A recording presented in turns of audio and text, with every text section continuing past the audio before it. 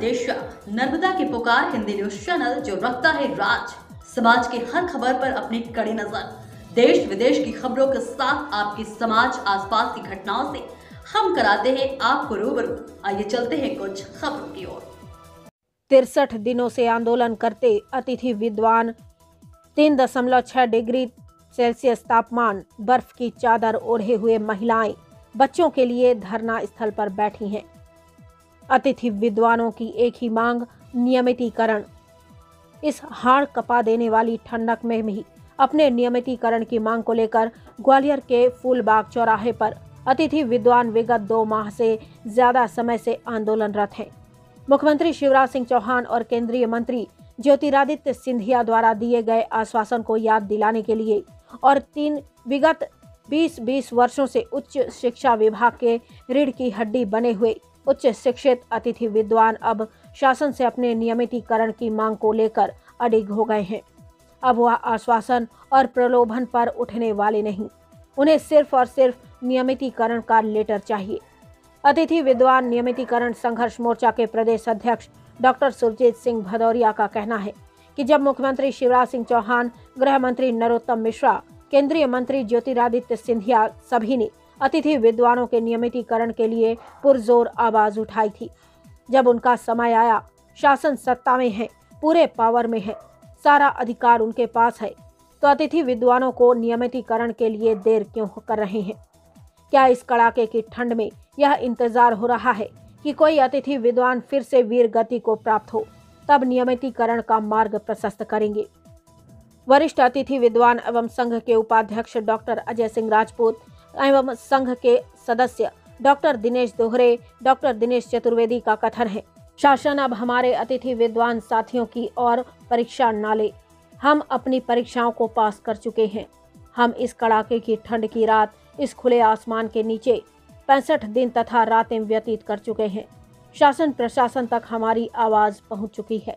हमारा अब एक ही निवेदन है कि अब हम अतिथि विद्वान न कहलाएं तथा असिस्टेंट प्रोफेसर के रूप में ही अपने दायित्वों का भली भांति निर्वहन करें। डॉक्टर भदौरिया का कहना है कि मुख्यमंत्री, गृह मंत्री ज्योतिरादित्य सिंधिया से हाथ जोड़कर प्रार्थना करते हैं कि हमारी और परीक्षा न लें, हमें नियमितीकरण की सौगात दें। यह हमारा हक बनता है। जायज मांग तथा हक की पूर्ति कराना शासन प्रशासन का उत्तरदायित्व होता है। हम इसी आशा और विश्वास के साथ नियमितीकरण के आदेश का इंतजार कर रहे हैं। ग्वालियर के फूलबाग चौराहे पर 65 दिनों से अधिक समय से डटे हुए यह सभी अतिथि विद्वान अब किसी भी प्रकार के आंशिक लाभ वाले समझौते को लेने के पक्ष में नहीं है, जो पूरी तरह अपना नियमितीकरण चाहते हैं। इन अतिथि विद्वानों का कहना है कि उन्होंने अपने जीवन के अनेकों वर्ष पूर्ण परिश्रम, निष्ठा एवं लगन से स्टूडेंट्स का भविष्य निर्माण करने में लगा दिया है। अब उन्हें मध्य प्रदेश सरकार से अपने नियमितीकरण की उम्मीद बरकरार है। ग्वालियर से शैलेंद्र सक्सेना की रिपोर्ट। आप यहाँ कब से आंदोलन कर रहे हैं और आपकी सरकार से क्या मांग है? सर, हमें यहाँ 60 दिन के लगभग हो चुके हैं और हमारी एक ही मांग है नियमितीकरण की। हम चाहते हैं कि शिवराज सरकार हमारा जल्दी से जल्दी नियमितीकरण करे, जिससे कि सभी को अपना घर का पालन पोषण करने में आसानी हो जाए और इतने सालों से जो हम लोग स्ट्रगल कर रहे हैं उसका हमें जल्दी से जल्दी कोई फल मिले। और जैसे कि अभी कई सालों से हमारे जो वरिष्ठ साथी हैं वो भी आंदोलन करते चले आ रहे हैं। अब आंदोलन से आप हमें आश्वासन तो दे देते हैं, लेकिन हमको कोई एक लिखित में कभी आज तक कुछ भी नहीं मिला। क्या हम लोग ऐसे ही आंदोलन करते जाएंगे और आप बस हमको समय के प्रभाव से कैसे भी डरा धमकाकर हमारे आंदोलन को आप हटवा देते हैं? सरकार से आप क्या चाहते हैं? सरकार से हम बस एक ही चीज चाहते हैं कि हमारा जल्दी से जल्दी नियमितीकरण हो और जिससे कि हम लोग भी अपने घर में आराम से बैठ सके अपने बच्चों के साथ। इतनी ठंड में यहाँ पर हमारे साथी सभी और हम लोग सब सोते हैं रात को और इतनी सालों से ये आंदोलन कर रहे हैं। कम से कम आप कुछ तो उनको ऐसी नीयति बनाइए जो हमारे वरिष्ठ लोग हमसे आपसे मंशा करते हैं। मैं डॉक्टर अर्चना श्रीवास्तव, अतिथि विद्वान, साइंस कॉलेज ग्वालियर। हम लोगों का फूलबाग पे धरना चल रहा है अपनी मांगों को लेके, नियमितीकरण की मांग को लेके। आज 55वां दिन है। इतनी ठंड में, सर्दियों में हम अपने बच्चों के साथ बैठे हुए हैं, रात बिता रहे हैं यहाँ पे, इंतज़ार में हैं कि कब सिंधिया जी आएंगे और सिंधिया जी ने वादा किया था कि मैं आपके साथ सड़कों, अगर आपके साथ न्याय नहीं होता है, सरकार आपको नियमित नहीं करती है, तो मैं आपके साथ सड़कों पे उतरूंगा, आपकी तलवार बनूंगा, ढाल बनूंगा। माननीय मुख्यमंत्री जी 16 दिसंबर 2019 को शाहजहानी पार्क भोपाल में हमारे धरना स्थल पे आए थे और उन्होंने कहा था कि इनकी मांगें जायज़ हैं, अतिथि विद्वानों की मांगें जायज़ हैं, ये पारदर्शी प्रक्रिया के तहत चुने जाते हैं। तो कमलनाथ सरकार इन्हें नियमित क्यों नहीं कर देती है? क्या परेशानी है इन्हें नियमित करने की? अब मैं माननीय मुख्यमंत्री जी से निवेदन करना चाहती हूँ कि मुख्यमंत्री जी आप अपनी कही बात को पूरा करिए। आप ही ने कहा था कि इन्हें नियमित करने में कोई परेशानी नहीं है। हम आपके इस फैसले का इंतजार कर रहे हैं जब आप कहेंगे कि हम अतिथि विद्वानों को नियमित करते हैं। माननीय मुख्यमंत्री जी, जिस तरह अतिथि विद्वानों ने कमलनाथ जी की सरकार को पलटा था, आपने कहा था अतिथि विद्वान की हाय सत्ता को ले डूबेगी, वैसे ही मुख्यमंत्री जी आप भी ये बात ध्यान रखें कि अगर आप अतिथि विद्वानों का नियमितीकरण नहीं करेंगे तो ये अतिथि विद्वानों की हाय आपकी बीजेपी सरकार को भी ले डूबेगी। जय हिंद, जय भारत।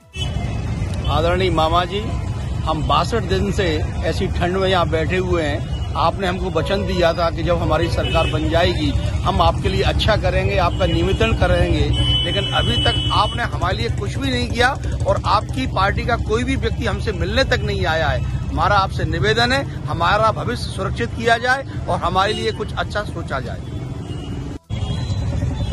आंदोलन को लेकर के आपकी प्रमुख मांगे क्या हैं और आगामी कार्य योजना के बारे में आप क्या कहोगे अगर सरकार आपकी बात को नहीं सुनती है? छोटी सी मांग है, नियमितीकरण, कोई बहुत बड़ी मांग नहीं है। और इस मांग के समर्थन में सत्तारूढ़ पार्टी बीजेपी खुद हमारे समर्थन में आ चुकी है शाहजहानी पार्क में।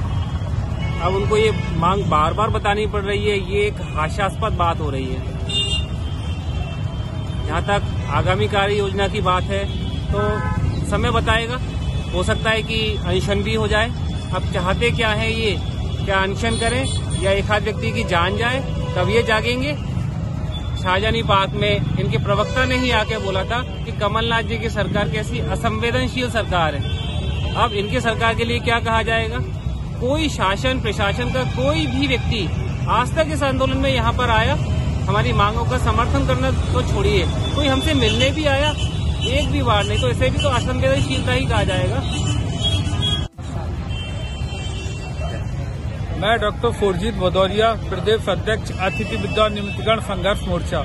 मैं माननीय मुख्यमंत्री जी से कहना चाहता हूं कि आज हमारा ग्वालियर में 62वां दिन है। ऐसी कड़कड़ाती ठंड में जो आपने बोला था वहां पे भोपाल में जब हमारा शाहजहानी पार्क में आंदोलन चल रहा था कि ये अतिथि विद्वान बर्फ की चादर ओढ़े हुए और यहाँ पर डले हुए हैं और इनकी कोई सुनवाई नहीं कर रहा है। कमलनाथ जी, इनकी मांगे पूरी करो नियमितीकरण की, नहीं तो इनकी हाय आपकी सरकार को ले डूबेगी। लेकिन माननीय मुख्यमंत्री जी शिवराज सिंह जी, अब तो आप ही मुख्यमंत्री हैं, फिर इतना विलम्ब क्यों हो रहा है?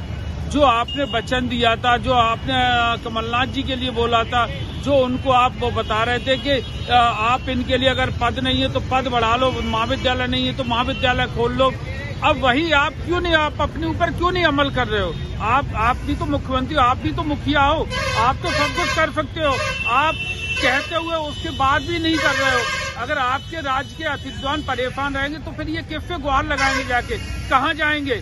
आज हमारी उम्र 50 से 55 साल की हो चुकी है और मध्य प्रदेश का सबसे कम टेम्परेचर तापमान अभी ग्वालियर का है और उसी ठंड में हम यहाँ बैठे हुए हैं। 50 से 55 साल की उम्र में अगर किसी अतिथि विद्वानों को भगवान न करे कुछ हो गया तो फिर उसके बाद अगर आप नियमितीकरण करोगे तो फिर क्या होगा?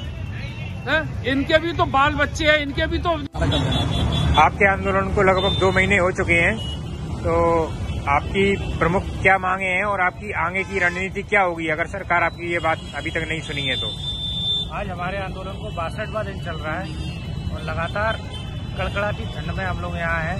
हमारी मेन मांग एक ही मांग है कि हमें नियमितीकरण दिया जाए। हम लोग 20-25 साल से लगातार शासन की सेवा दे रहे हैं और अभी तक सरकार बिल्कुल भी कुछ नहीं सुन रही है, जबकि वो इस पे बहुत अच्छे आश्वासन दे चुके थे हमारे धरने पे। आपकी आगे की रणनीति के बारे में अब क्या प्लान है? हमारे पास कोई और विकल्प नहीं है, केवल नियमितीकरण और नियमितीकरण, इसके अलावा कुछ नहीं। सरकार को जगाने के लिए आप आगे क्या मतलब प्लान किया है आपने ऐसा?